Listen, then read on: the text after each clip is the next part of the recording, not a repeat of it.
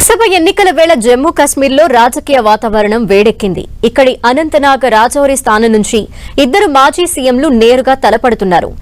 డీపీఏపీ అధ్యక్షుడు గులాం నబీ ఆజాద్ ఇప్పటికే తన అభ్యర్థిత్వాన్ని ప్రకటించగా పీడీపీ అధ్యక్షురాలు మహబూబా ముఫ్తీ కూడా ఇక్కడి నుంచి పోటీ చేయనున్నట్టు వెల్లడించారు. దీంతో పాటు మరో 2 స్థానాలకు తన అభ్యర్థుల్ని పీడీపీ ఖరారు చేసింది.